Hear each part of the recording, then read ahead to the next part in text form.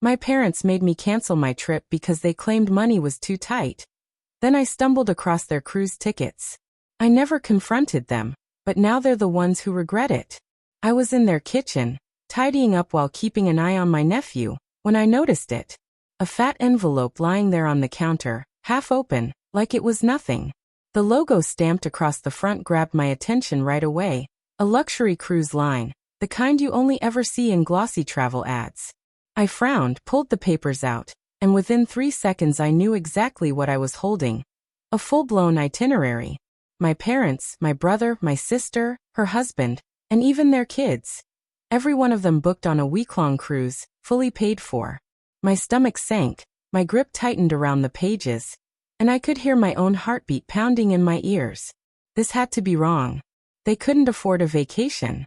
That's what they told me 2 months ago. I had been forced to cancel my own trip because, according to them, money was tight. My best friends and I had planned it for over a year. 5 days at an all-inclusive resort, my first real break in years. I saved every dollar myself, working overtime shifts, turning down nights out just to afford it. Then my parents sat me down and said they needed help. My sister was overwhelmed, childcare was draining her, and she had to pick up extra shifts. Hiring a babysitter wasn't an option. They said I had to step up. And the money? Things were too rough. Vacations weren't responsible right now, my mom told me with a solemn shake of her head. We all have to make sacrifices. So I canceled. My friends were upset, but they got it. They went without me. Now, standing in that kitchen, holding proof they had lied straight to my face, something inside me snapped. It wasn't just that they went on vacation. It was that they hadn't even told me. Not one of them mentioned it. That very morning, my brother had texted asking to borrow money to fix his car. My sister had asked if I could babysit next weekend. My mom had called yesterday to chat about nothing at all. And yet, in 2 days, they'd all be sailing away on a cruise. And the timing? Perfectly chosen. Right in the middle of the one season of the year, I could never take off work. I stared down at the dates and realized it wasn't an accident. They didn't just forget to include me. They planned it for a time they knew I couldn't possibly go, just in case I ever found out. I heard my mom coming down the hallway, humming to herself. I shoved the papers back into the envelope and stepped away just as she walked in. "Oh honey, thanks for watching him today," she said, pulling a bottle of water from the fridge. "You're a lifesaver." I nodded, silent. I couldn't trust myself to say anything. She had no clue I knew. No guilt, no hesitation. I forced a small smile. "No problem." She glanced at the clock. "Oh, I need to pick up a few things before." She stopped mid-sentence, like she almost revealed too much. I waited, but she just cleared her throat and smiled instead. Before dinner, I let her leave without a word. The truth is, I learned young that fairness didn't exist in my family. When I was 6, I begged for dance lessons.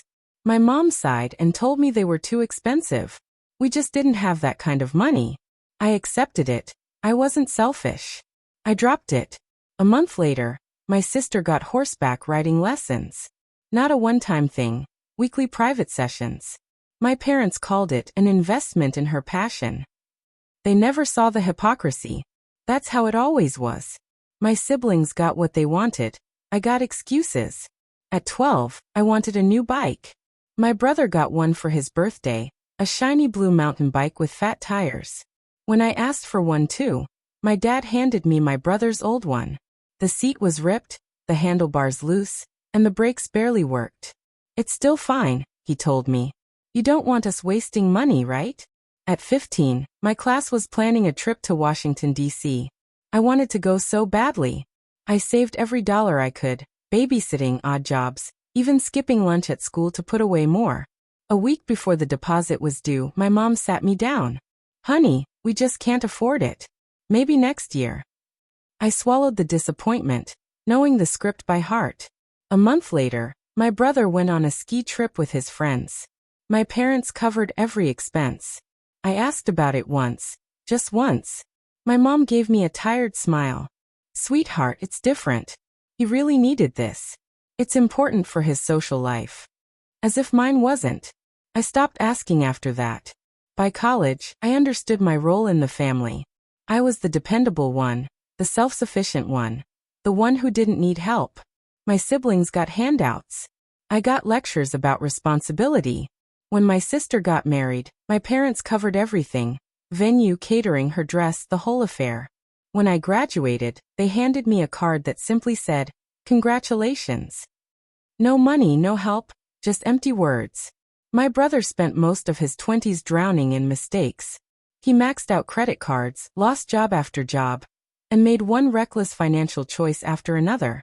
And every single time, my parents stepped in to save him. When I once asked why they never offered me the same kind of support, my dad brushed it off. "You're managing fine on your own. You don't need us the way he does." But I did need them. I just never had the privilege of showing it. By the time I was working full-time, the roles had flipped.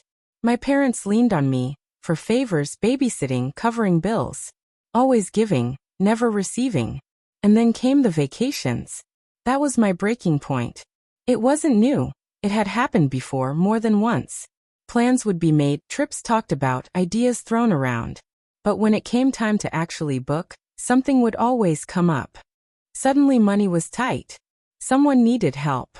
My sister's kids had school, or my brother's work schedule clashed, or my parents were juggling expenses. So the trips would be canceled. At least, that's what I believed. But staring at those cruise tickets, the truth hit me. They weren't canceling vacations. They were canceling my vacations. Every trip that included me somehow fell apart. But when it was just them, the money was always there. I thought about every sacrifice I'd made for them, the trips I'd skipped, the friends I'd disappointed, the years of putting their needs before mine. And then I thought about how they'd gone behind my back. How they hadn't even bothered to tell me. How they'd planned it so I couldn't possibly tag along. I wasn't even worth a lie this time. That's when something inside me shifted. I didn't argue. I didn't confront them. I didn't cause a scene. I just stopped. The first test came 2 days later. My sister called, panicked. "Hey, can you watch the kids this weekend? Something came up at work, and I really need the shift." Normally, I would have said yes without hesitation. I always did. I would have canceled my own plans, sacrificed my time, and bent over backwards to make things easier for her. Instead, I said, "I can't." Silence. "What? I can't," I repeated. "I'm busy." I could hear the confusion in her voice. "But you never have plans on weekends." That stung more than I expected. She wasn't trying to be cruel, just stating a fact. I was always available. "Not anymore." "Sorry," I said and hung up. The text started an hour later. "Mom, your sister said you won't babysit. Are you okay?" "Me just busy." "Mom, busy with what?" I didn't reply. I let her sit in that silence. The next day, my brother called. "Hey, random favor. Can you spot me $100? Just until payday." I almost laughed. This was the same brother who had just come back from a trip I wasn't even invited to. The same brother my parents bailed out over and over while telling me I was fine on my own. "Sorry," I said. "Money's tight." Silence. "Oh really?" He sounded shocked. I don't think I'd ever told him no before. "Yeah," I said. "We all have to make sacrifices, right?" I could hear his confusion, but he mumbled something about figuring it out and hung up. It didn't take long for them to notice something was off. That night, Mom called, her voice dripping with forced sweetness. "Hi, honey. Is everything all right? You've been kind of distant." I leaned back on the couch, staring at the ceiling. "I'm fine. Just focusing on work." "Oh, good. She paused. "You know, we missed you this past week." I nearly laughed. They missed me. The same people who had gone out of their way to make sure I couldn't come. "That's funny," I said. "I didn't even know you were gone." The silence on the line was sharp. She had no clue I knew. "Anyway," I added lightly, "hope you had fun." Then I hung up before she could say another word. The cracks showed fast after that. My sister, without me, had to start paying babysitters. Suddenly, her extra shifts weren't worth it. My brother, left to handle his own finances, finally had to face the reality of living without a safety net. Turns out when you burn through money expecting someone else to catch you, It's a hard fall when that person steps aside. And my parents, they didn't know what to do with my distance. I wasn't answering every call, wasn't showing up every time they needed something. I didn't fight with them. I didn't even call them out. I wasn't there and they noticed. I could feel the shift the exact second it moved from confusion to panic. Mom showed up at my apartment without warning. She never did that. When I opened the door, she stood there holding a bag of homemade food, like an offering. "I thought I'd bring you dinner," she said, smiling just a little too wide. I let her in, but the silence didn't feel the same as before. She fidgeted, her eyes scanning the room as though she was searching for proof something was wrong with me. Finally, she let out a long breath. "Just tell me what's going on." I blinked. "Nothing's going on, Mom." She set the bag down on the counter. "You've changed. You don't answer your phone. You're avoiding everyone." "I'm not avoiding anyone," I said flatly. "I've just been busy." Her lips tightened. "Are you upset with me?" I held her gaze, letting the silence linger longer than she expected. I wanted her to sit with it. "Why would I be upset?" I asked at last. "Because I had to cancel my trip, and then you all went on that cruise without me." The color drained from her face. I had never seen her look guilty before. She opened her mouth but shut it again. "Jess, that's not what it was." "Oh," I tilted my head. "Then what was it?" She stumbled over her words. We just thought you wouldn't want to come. You're always busy with work, so we figured." "That's funny," I said evenly. "Because you never even asked." She swallowed hard. "Sweetheart, it wasn't personal." "It was." "It always is," I cut in. Her lips parted, but no explanation came out. I let her stay there, shifting uncomfortably, searching for a way to turn the conversation to her advantage. But this time, I didn't let her. No excuse could undo it. No spin could make it okay. I watched her cycle through her usual tricks. Force sympathy, guilt, minimizing what happened. None of it worked. I wasn't playing that game anymore. After a beat of silence, she gave a forced laugh. "Oh, Jess, don't be so dramatic. It was just a vacation." I smiled, not the kind she expected. "You're right," I said. "And now it's just me being busy. Me choosing my own life first. Nothing personal." Her jaw tightened. She wasn't used to being on this side of things. She tried to keep her tone light as she left, but I could hear the tension in her voice, the uncertainty. She couldn't quite figure out what was happening. I wasn't fighting. I wasn't making a scene. I was simply finished. She must have called my dad on the drive home, because the next day he showed up at my office. I spotted him through the glass doors, standing outside with his hands stuffed in his pockets. Typical. Boundaries had never meant much to him. I walked outside but didn't stop, just kept moving toward my car. "Jess," he called, hurrying after me. "Come on, don't be like this." I unlocked my door. "Be like what?" "You're being unreasonable. Your mother is worried sick." I nearly laughed. Worried about what? That I finally figured it out. "You think we left you out on purpose?" he said. "That's ridiculous." "Is it?" I leaned against my car, meeting his eyes. "You knew I couldn't take time off. You picked those dates for that exact reason. That wasn't a coincidence." He scoffed. "So what, we were supposed to plan our lives around you?" "No," I said quietly. "Just not lie to me." That stopped him for a moment. He let out a sharp breath, shaking his head. "We didn't tell you because we knew you'd overreact." I smiled. "Right. So your solution was to prove me right." He crossed his arms, his stance stiff. "You're making this into more than it is. You've always been independent. We figured you wouldn't care about something like this." That part stung. Not because it was true, but because it was the excuse they had always told themselves. I'd never been independent by choice. I'd been forced to be. I exhaled. "You know what's funny? Whenever you needed something, money, babysitting, favors, you never once thought I was too independent. But the one time I needed you, you lied." His face darkened. "Jess." No, my voice was sharp. "You don't get to twist this. You don't get to stand here and act like it's my fault. You leaned on me my whole life. I needed you once, and you turned your back." I opened my car door. He stepped forward like he might stop me, but something in my face must have warned him not to. I slid into the car and pulled the door shut. Without a glance back, I started driving. But I knew I wasn't finished. I understood how they operated. If I didn't spell things out with absolute clarity, they would twist the story into whatever version made them feel better. So I left no room for interpretation. I went home and blocked my sister's number, then my brother's, and finally my parents'. After that, I did something I should have done years ago. I left the family group chat. Almost instantly, my mom's call lit up my work phone. I ignored it. Seconds later, an email came through. Subject: What are you doing? Body: Jess, this is ridiculous. I don't know what point you think you're making, but we are still your family. Call me back. I deleted it. They weren't my family, not anymore. That bond had been broken long ago. I was only now cutting the final thread. I never imagined how quickly everything would unravel once I was gone. At first, they pretended as if nothing had changed.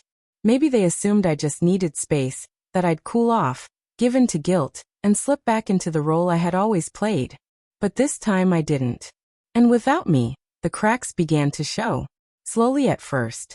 My sister couldn't find babysitters, which meant she started missing shifts. Missed shifts became warnings, and warnings turned into reduced hours. With her income cut in half, my brother, who had always been a financial disaster, had no one left to lean on. The loans I'd given him had never been repaid, and without me, he had no backup plan. He thought our parents would bail him out, but they were sinking too. The truth was, they had relied on me far more than any of them ever realized.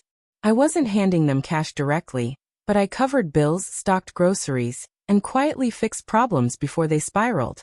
I had been patching holes in a sinking ship. And once I stepped away, it all started going under fast. A week later, another call came through my work phone. I let it roll to voicemail. My mom's voice was calm, almost eerily so. Jess, honey, I know you're upset, but things are hard right now. Your sister is struggling. Your brother's in trouble. We just need a little help to get through this rough patch. Call me back, okay? I didn't. The next day, another voicemail. This time her tone was tighter, strained. Jess, I don't understand what you're trying to prove. We're family. You're making this harder than it has to be. I know you don't want us to suffer. I ignored that one too. Then came the desperation. Unknown numbers, back-to-back calls. Exhausted, I finally answered one. Hello. A sharp breath, then my sister's voice. Are you seriously going to let Mom and Dad lose the house? I froze. What? They're behind on the mortgage, she snapped. They covered for me and Brandon when we needed help, and now they're screwed. Jess, they're weeks away from losing everything. Something inside me went cold. I knew they were struggling, but this was worse than I realized. Almost unbelievable. Just months earlier, they'd gone on a luxury vacation, guilt-tripping me into canceling my own trip so I could support the family. And now, suddenly, they were on the brink of foreclosure. What do you expect me to do? I asked flatly. Oh my God, Jess, are you serious? Mom and Dad are about to be homeless. They need your help. Her words hit me, but not the way she thought. They needed help, just like I had needed help years ago. When I was working multiple jobs, putting myself through school, trying to survive on my own while they funneled money and attention to her and Brandon. They had never been there for me. But now, with their backs against the wall, I was supposed to swoop in and save them?